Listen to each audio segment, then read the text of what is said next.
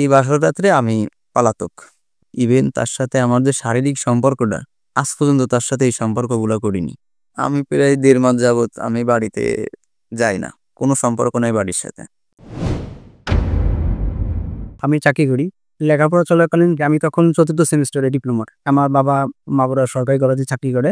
ওইখান থেকে এক পর্যায়ে দেখা সাক্ষাতের মাধ্যমে আমাদের পরিচয়। একই এলাকার ভিতরে 5 মিনিটের দূরত্ব। আমার বাড়ি থেকে ওদের বাড়ি 5 মিনিটের দূরত্ব। এভাবে আস্তে আস্তে রিলেশন শুরু হইতে থাকলো। থাকতে থাকতে এক পর্যায়ে আমরা খুব গভীর রিলেশনে জড়াই গেলাম। এরপরে হচ্ছে ও আমাকে ছাড়া কিছু বোঝে না, আমিও ওকে ছাড়া কিছু বুঝি না। তো তখন ও আমাকে বলল যে এরকম, আমি তোমাকে ছাড়া কিছু বুঝতে পারি না, তুমি আমাকে নিয়ে এখন পালাও। আমার বাড়ি থেকে বিয়ের অনেক কথা বলতেছি। জীবনের ফার্স্ট রিলেশন, আমি ওকে আমার নিজের জীবন থেকে বেশি ভালোবাসছি। তো সেই ক্ষেত্রে আমি ওকে নিয়ে বাড়ি থেকে পালালাম। পালিয়ে এসে বিয়ে করলাম মাগুরা জাজকুটি করে। ওখান থেকে আমি সাথে সাথে ওই দিনে ঢাকাতে চলে আসছি। তো মেয়ের বাড়ি থেকে এখন আমাদের পরিবারের নামে মামলা মোকদ্দমার কথা বলতেছিল। তো আমার বাবা যেহেতু সরকারি চাকরি করে, মামলার ক্ষেত্রে সমস্যা অনেক। তো আমার মা আর হচ্ছে আমার বোন জামাই ঢাকাতে চলে আসে। সাইডে ডেকে নিয়ে আমাকে বলে কি, তুমি কি তোমার ওয়াইফ চাও নাকি তোমার বাবা মাকে চাও? পরে আমি বললাম আমার ওয়াইফকেই আমি চাই। পরে বলে ওয়াইফকে চাইতে হলে তোমার বাবা মা ত্যাগ করতে হবে। তো আমি বললাম আমার জীবনে ফার্স্ট রিলেশন, আমি একে কোনো ক্রমে ছাড়তে পারবো না। প্রয়োজনে আমি অন্য কিছু ছাড়তে পারি, কিন্তু আমি ওয়াইফকে ছাড়তে পারবো না। পরে শেষমেশ বলার পরে আমাদের দুজনকে বাড়িতে নিয়ে গেল। পরে গ্রাম্যভাবে একটা সালিশ ডাক দিল। সেখানে আমার ওয়াইফ সবার সামনে বললো, আমি আমার স্বামী অমুককে চিনি, শ্বশুর অমুককে চিনি, শাশুড়ি অমুককে চিনি, এছাড়া আমি পৃথিবীর কাউকে চিনি না। তো সর্বশেষ মিলিয়ে সবাই বললো যেহেতু তারা স্বামী স্ত্রী ওরকম ভাবে মিলিত হয়ে গেছে, তো এখন আর এখানে কোনো চাপ সৃষ্টি করে লাভ নেই, তোমরা তোমাদের মতন সংসার করো। তো আমি ওইখান থেকে আস্তে আস্তে সংসার শুরু করলাম। আমি উত্তরাতে একটা চাকরি নিলাম। চাকরি নেওয়ার পরে সেখানে আমি ওয়াইফকে নিয়ে আসলাম, ঢাকাতে নিয়ে চলে আসলাম। নিয়ে আসার পরে এখানে প্রায় 3 বছর যাবত রাখলাম। ছেলেটাও বড় হয়ে গেল। তো ওয়াইফ চিন্তা ভাবনা বললো কি যে এখন তো বাচ্চা মানুষ করার সময়, এখন তো আর আমাদের এরকম বাইরে থাকলে চলবে না, আমাদের ফিউচার করার চিন্তা ভাবনা করতে হবে। তো এখনো বাড়িতে গেল। বাড়িতে যাওয়ার পরে আমি ছেলেকে ভর্তি করলাম স্কুলে। ভর্তি করার পরে ওখানেই থাকে। আমি আবার ঢাকাতে চলে আসলাম। ঢাকাতে আসার পরে আমি বললাম কি, দেখো তুমি গ্রামে না থেকে তুমি হচ্ছে ঢাকাতে চলে আসো। আমি ছেলেকে ঢাকার ভালো একটা কোনো স্কুলে ভর্তি করব, তাহলে ভালো হবে। আমারও তো ঢাকায় থাকতে ভালো লাগে না একা একা। তো সে আমাকে বলে কি যে না, এখন আমাদের ফুল ফোকাসটা হচ্ছে বাচ্চার দিকে দিতে হবে। বাচ্চা কিভাবে মানুষ করা যায় আমাদের দুইজনেরই সেই দিকে চিন্তা করতে হলো।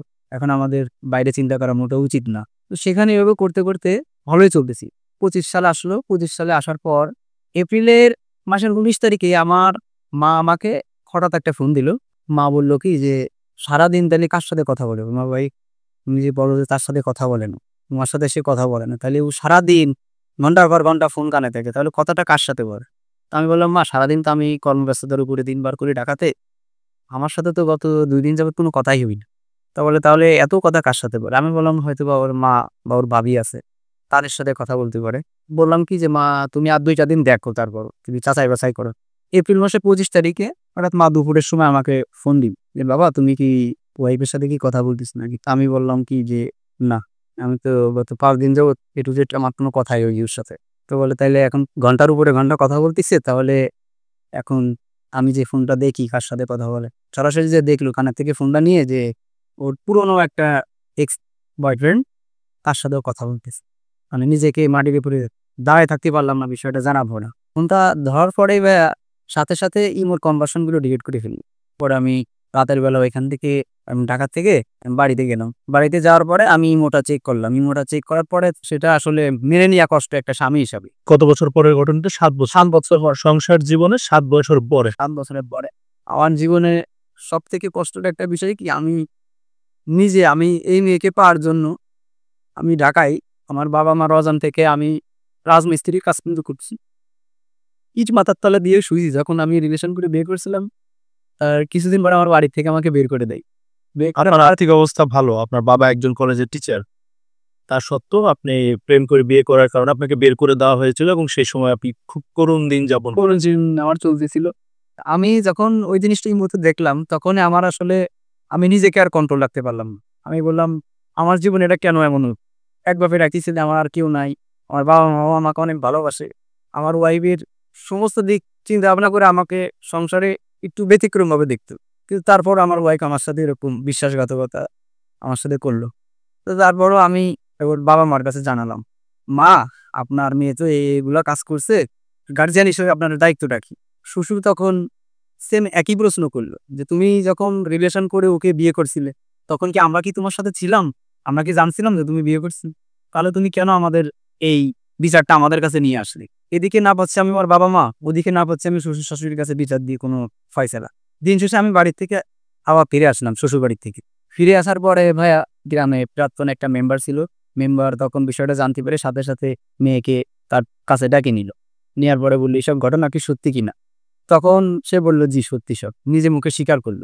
তখন বলল, "তুমি এগুলা কেন করলে? তোমার কি কোনো তোর অভাব ছিল?" তখন কোনো উত্তর নাই। স্থির অবস্থায় দাঁড়ায় থাকলো কিছুক্ষণ। দাঁড়িয়ে থাকার পর আমার শ্বশুর, আমার শাশুড়ি আসলো। তখন গ্রাম থেকে একটা সিদ্ধান্ত নিল যে ১ মাস পর আমরা ভেবে দেখবো এই মেয়েকে এই পরিবারের জন্য নেওয়া যায় কিনা। ওই ১ মাস আপনার স্ত্রী কোথায় ছিল? আমার শ্বশুরবাড়িতে ছিল। ১ মাস থাকার পরে এখন আমি তো তাকে আমার নিজের জীবন থেকে বেশি ভালোবাসি। আমার নিজের জীবন থেকেও তার জন্য আমি বেশি কিছু করতে চাই, এখন পর্যন্ত। তো সে ১ মাস পরে আর গ্রামের যে সালিশের আমি গ্রামের যত লোকজন আছে সবাইরে আমি ম্যানেজ করলাম। যে যেভাবে হোক আমার তো ভালোবাসার বউ, আমি তাকে কোনো ক্রমে ছাড়তে পারব না। আমাকে আবার পুনরায় তারা ফিরিয়ে দেয়। পরে তারা ওইভাবে করে আমার বাড়িতে দিয়ে গেল। দিয়ে যাওয়ার পরে আমি ২ দিন থাকলাম বাড়িতে ওয়াইফকে নিয়ে। বাড়িতে থাকার পরে ওয়াইফ বলল কি, "তাহলে তুমি চাকরিতে ফিরে যাও। আমি বাড়ি এখন ঠিকঠাক মতনই আছি, কোনো সমস্যা নেই।" হঠাৎ আবার একটা ফোন আসলো। আমার ছেলেকে প্রাইভেট টিচারের কাছে দিয়ে প্রাইভেট টিচারের বাড়ির সামনে তার গেটে দাঁড়িয়ে সেই ছেলের সাথে ঘন্টার উপরে ঘন্টা কথা বলা। এইটা যেকোনো একজন লোক আমাদের গ্রাম থেকে ভিডিও করে ফেলছে। ভিডিও করে আমাকে ভিডিওটা দেওয়ার পরে ভিডিওটা দেখে আমি সাথে, সাথে আমার ওয়াইফকে ফোন দিলাম যে, "তুমি কি এই কাজগুলো কি করছো আদৌ?" সে তখন বলে কি যে, "না, আমি এই কাজগুলো আমি করিনি।" তখন আমি বললাম, "আমার কাছে কিন্তু প্রমাণ আছে। আমি কিন্তু প্রমাণ ছাড়া তোমাকে দোষী করতেছি না।" তো তখন বলল যে, "কি প্রমাণ আছে? তুমি আমারে দেখাও।" তখন ভিডিওটা আমি তাকে দিলাম। তখন আর কোনো কথা বলে না ভিডিওটা যখন দেখছে। তার বাবার বাড়ি যেহেতু আমার বাড়ি থেকে ৫ মিনিটের দূরত্ব, যখন আমি তাকে এই যে প্রমাণটা তার ইমোতে সেন্ড করলাম, সে তার বাবার বাড়িতে চলে গেল। এরকম হইলে কি কেউ কি মাইরে নেয়? আমি তোমাকে আমার নিজের জীবন থেকে ভালোবাসি। তাইতে কি এমনই না যে তুমি প্রত্যেকবার এভাবে চলে যাবে, আমি তোমাকে নিয়ে আসবো। পরিবার বলে তো একটা সম্মান আছে। সে আমাকে বলে কি যে, "আমার যদি একটা ছেলে না থাকতো, তাহলে আমি অনেক আগেই তোমার থেকে চলে যেতাম।" তো তখন আমি নিজে খুব কষ্ট পেলাম যে আমার ওয়াইফ আমার সাথে এ ধরনের কথা বলতেছে, যেটা আমি সহ্য করতে পারতেছি না। এভাবে যদি চলতে থাকে তাহলে তো হয় না আসলে। আমার পরিবার একটা সম্মান আছে। সেই সম্মানের জায়গা নিয়ে ঐরকম ছিনিমিনি খেলে তাকে তো আসলে রাখা যায় না। পরে আমার বাবা-মা আমাকে শেষমেষ একটা কথা বলল কি, "বাবা, তোমার সুখের জন্য আমরা অনেক চেষ্টা করছিলাম। সে তোমার সুখটা বুঝলো না। এখন ওকে রাখা যায় না এই সিচুয়েশনে। তুমি ওকে ছেড়ে দাও। ভালো কিছু হবে তোমার জন্য।" আমি বললাম, "ঠিক আছে, এটা তাহলে তোমাদের যে চিন্তা ভাবনা, আমিও এটাতেই সম্মতি দিলাম।" পরে আপনার উপস্থিত হলাম আমাদের ২ পরিবারের লোকই। ও বলে কি, "আমাকে যদি আজকে ছেড়ে দেন এখানে, তাহলে ডিভোর্সের টাকা ইনস্ট্যান্ট এই মুহূর্তে দিতে হবে।" তো তখন ওইখানে দেখলাম কি যে ভালোবাসার কোনো দাম থাকলো না। ওর কাছে মনে হয় টাকার দামটাই অনেক। পরে আমি টাকাটা ওকে বাড়ি থেকে এনে দিয়ে সেদিনই ডিভোর্স হয়ে গেল। এ পর্যায়ে আসলে আমরা প্রথমত মনে করেছিলাম যে এই ঘটনাটা এখানেই শেষ, কিন্তু না, পরবর্তীতে আমাদের গেস্ট আমাদের স্টুডিও থেকে চলে যাওয়ার পর আমরা জানতে পারি আরো কিছু ঘটনা বাকি আছে, যেটা শুনলে আপনারা চমকিত হবেন। এই জন্যই আবারও তাকে আমরা অনলাইনের মাধ্যমে প্রোগ্রামে অংশ নেওয়ার সুযোগ করে দিয়েছি। এইভাবে আমার দিন কাটতেছিল, কষ্টে খুব করুণ অবস্থাতে চলতেছিল আর কি। পরে হঠাৎ বাবা আমাকে বলে কি যে, আমি একটা মেয়ে দেখছি। তো আমি বলি, "মেয়ে দেখছেন? আমার তো এখানে আমি থাকতে পারবো না, আমি চলে যাব।" পরে বলে, "না, তুমি শুধু মেয়েটাকে দেখে চলে যেও।" আমি বলি যে, "না, আমি মেয়েটাকে দেখতে কখনোই যাব না।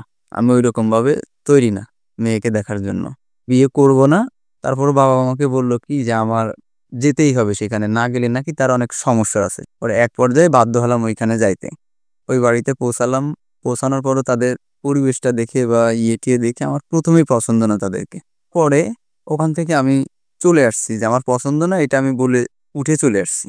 বাড়ির থেকে হাইওয়ে রাস্তা ১০০ মিটার সামনে রাস্তায়ও চলে আসছি। রাস্তায় চলে আসার পরে তো ওইখানে আমার সাথে গেছিল হচ্ছে ৪-৫ জন লোক। তো ৪-৫ জন লোক সবাই বলে কি যে মেয়েটা অনেক ভালো, গরিব ঘরের মেয়ে, নিলে অনেক সাংসারিক হবে। তখন আমি কোনো কথা না বলে চুপ করে আছি। তখন আবার আমাকে বাড়ি পুরো ডেকে নিয়ে গেছে। নিয়ে যাওয়ার পরে ওখানে আমার জোরপূর্বক আমার বাবা-মা আমাকে রিকোয়েস্ট করে যে একে নেয়া লাগবে, এটা আমাদের পছন্দ, আমার পছন্দই, তোমার এখন বিয়ে করা লাগবে আমাদের সম্মতিতে। তুমি যাই বলো না কেন, মেয়েটারে আমি আরো ৪-৫ বার দেখছি এর আগে, তুমি নেও, তোমার ফিউচার ভালো হবে আর কি। তো সেক্ষেত্রে আমি কোনো কথা না বলে চুপ করে থাকলাম।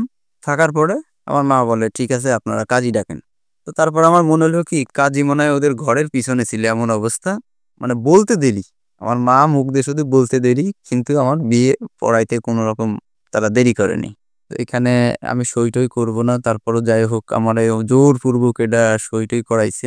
এখন ওখান থেকে আমি যে পালাই চলে আসবো, ওটা আসলে তো আমার বাবা মা ওখানে মান সম্মানের হেনস্থার শিকার হচ্ছে। তো সই করানোর শেষে আমি বাড়িতে চলে আসলাম। বাড়িতে চলে আসার পরে বিবাহিত অবস্থায় মানুষের যে প্রথম রাতটা, যেটাকে বলে হচ্ছে বাসর রাত, এই বাসর রাত্রে আমি পলাতক বাড়ি থেকে বের হয়ে গেলাম। বের হয়ে যাওয়ার পরে আমি মাদারীপুরে চলে আসলাম। গত 1.5 মাস যাবত আমি বাড়িতে যাই না। এই মেয়ের সাথে আমার কোনো ধরনের কোনো প্রকার যোগাযোগ নাই। ইভেন তার সাথে আমার যে শারীরিক সম্পর্কটা, আজ পর্যন্ত তার সাথে এই সম্পর্কগুলো করিনি। যে তার চেহারা কি জিনিস এটা আমি পর্যন্ত আমার মনে নাই, এখন পর্যন্ত কোনো যোগাযোগ নাই। এটা এই অবস্থায় আছে। গত 2 সপ্তাহ যাবত হচ্ছে তার বাবা মা, তার প্রতিবেশী 2-4 জন লোক নিয়ে আমাদের বাড়ি থেকে আসছিল। দ্বিতীয় ওয়াইফের বাবা মা সাথে আসছিল, এসে মেয়েটাকে তাদের বাড়িতে নিয়ে গেছে। আমি প্রায় 1.5 মাস যাবত আমি বাড়িতে যাই না, কোনো সম্পর্ক নাই বাড়ির সাথে।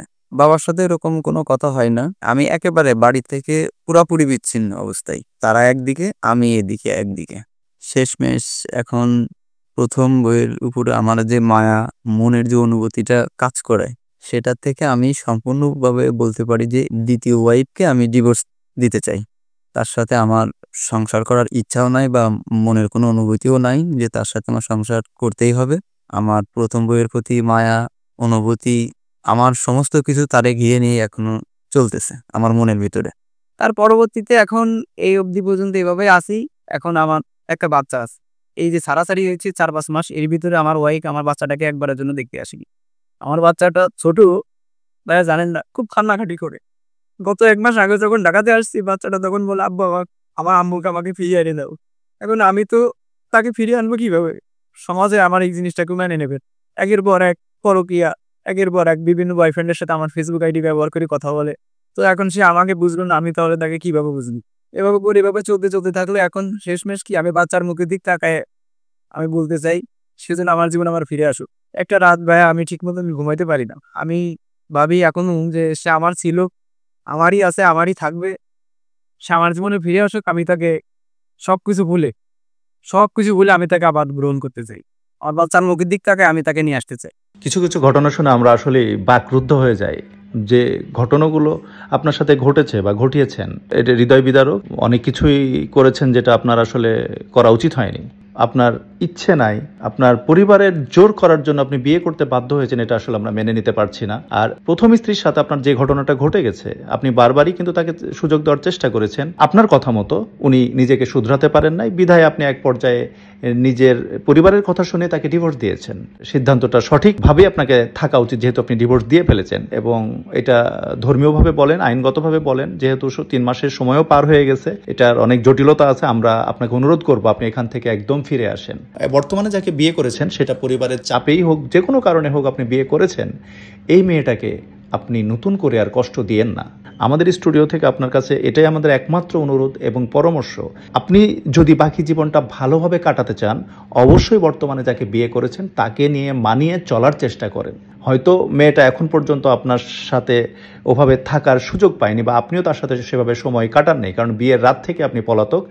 আমরা আপনার কাছে অনুরোধ করছি, আপনি অবশ্যই নিজের মন স্থির করে আপনি দ্বিতীয় যাকে বিয়ে করেছেন তার কাছে ফিরে যান, তাকে মেনে নেওয়ার চেষ্টা করেন। এবং অবশ্যই আমরা আশা করছি আপনার দ্বিতীয় স্ত্রী আপনার প্রথম ঘরের সন্তানকে দেখভাল করবেন এবং সঠিক পরিচর্যা নেবেন। ভবিষ্যৎ জীবন সুন্দর হবে, আমরা এই আশায় আপনার জন্য করতে পারি।